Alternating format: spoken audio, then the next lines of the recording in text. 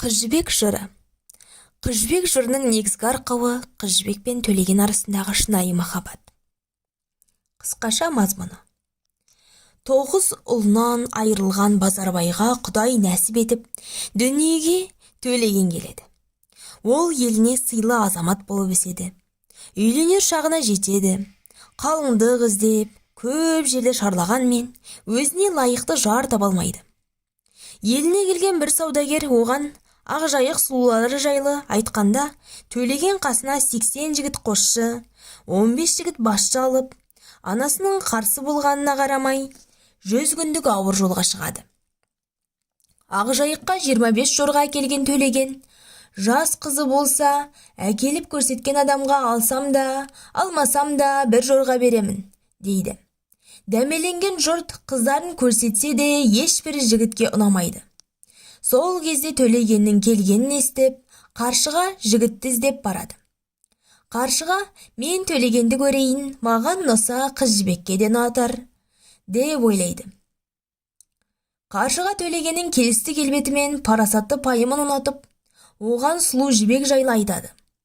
Ақылды жігіт іздеген қыз жібекті көрсетпек болып, қаршыға төлегенмен бірге Сырлыбай хан еліне жолға шығады. Қаршыға екі жастың қосылуына, бақытты болуына өзінің бар шешендігін, ақылын қолданып, көптер төгеді. Ақыры олар жайлауға көшіп бара жатқан ханның ұзақ көшіне жетеді. Әр көштің басындағы сұлу қызды қыз жібек осы шығар деп, бәрін қарап шығады. Бірақ қаршыға олардың қыз жібек еместігін айтып отырады. Сөйтіп, 11 көштен кейін ғана бұлар қыз жібектің күймесіне жетеді. Жабулы тұрған күймеге келіп, жігіт 3 мәрте қызды шақырды. Бірақ жібектің бір мінезі ұнамай артқа бұрыла бергенде, артынан қаршыға келіп қалады.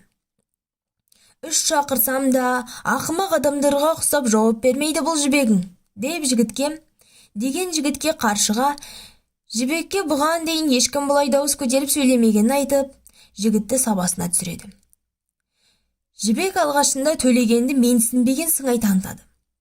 Қаршыға еңбегім еш кетпесін дегеннен кейін ғана, бұған көрінбесем ұят болар деп, бетін бір ашып амандасады да, қайтадан жауып, пәуескені түймелеп жатып қалады. Оның сұлулығына елдіген төлеген, онымен қосылуды армандайды. Қыз жібек төлегеннің тілегіне кекірейе қарап, паңдық мінезінен қайтпайды. Бар ойы қызға ауған төлеген, қыздың әкесінің алдына барып, жібекке қосылмақ көңілін білдіреді. Адам тани білген хан келісімін береді. Қаршыға да бұл жерде шешендігі мен абырой беделмен көрінеді. Жібекті төлегенмен кездесуге көндіреді. Жібек те қаршыға мақтаған төлегенді көрмекке асығады. Жігітті көргенде еркелігін ұмытып, оны аздап сынағанын айтып, кешірім сұрайды. Әлқиса төлеген мен жібек үшін 3 ай қалыңдық ойнап, бақытқа кенеледі. Енді елге қайтатын шақта, жібек жаман түс көріп, жеңгесі арқылы төлегенге: мен бүгін жаман түс көрдім, тілімді алсаң жүрме, дегенді жеткізеді. Төлеген айтқан бетінен қайтпай алыс сапарға, еліне аттанып, аман болсам көктем шыға келемін, деп қош айтысып кете барады. Жібек көрегендік танытып, сол жолы төлегеннің ата-анасының аты жөнін, жай күйін, артында Сансызбай атты бауыры барын біліп қалады. Уәдеге беріп төлеген, көктем шыға атасының келер жылы бар деген тілегіне қарамай, жалғыз өзі Ақжайыққа аттанып кетеді. Төлегеннің Сансызбаймен қоштасқан жері сүйекке қатты батады. Төлеген орта жолда Бекежан бастаған қара ниетті қарақшылар қолынан қаза табады. Қу Бекежан жекпе-жекке түспей, тығылып жүріп атып өлтіріп, өзінің сұм сұрқия мінезімен көрінеді. Жібекке айтқан Бекежанның өзім батыр болған соң кімді аяйын деген сөзі құр мақтанғаны.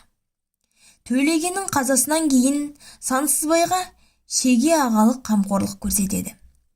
Жібек төлегеннің атын мініп келген Бекежаннан кек қайырмақ болып, алтағасын қайрайды. Олар Бекежанды мойнына арқан салып сүйреп өлтіреді. Алайда бақытсыздыққа ұшыраған қыз жібектің басына тағы бір пәле жабысады.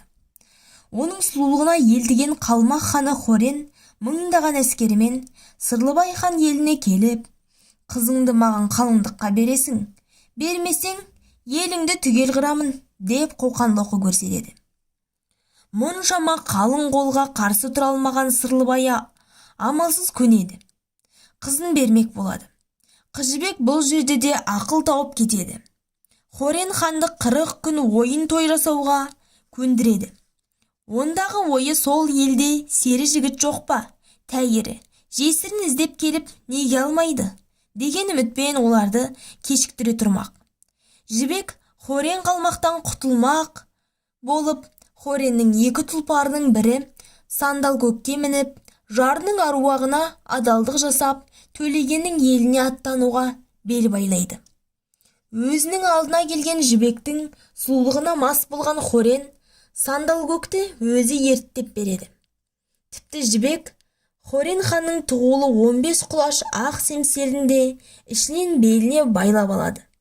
Хорен қыздың қармағына түсіп қалғанын да байқамайды.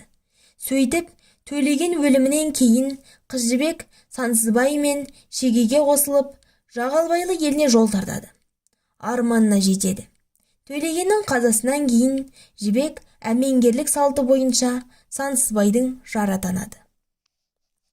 Жалпы қыз жібектің басқа да нұсқалары бар. Бір деректерлер бойынша қыз жібек сол күйі төлегеннің өліміне шыдай алмай өзіне қол жұмсаған дегенде мәліметтер баршылық. Бірақ біздің айтып отырғанымыз тек бір ғана нұсқасы.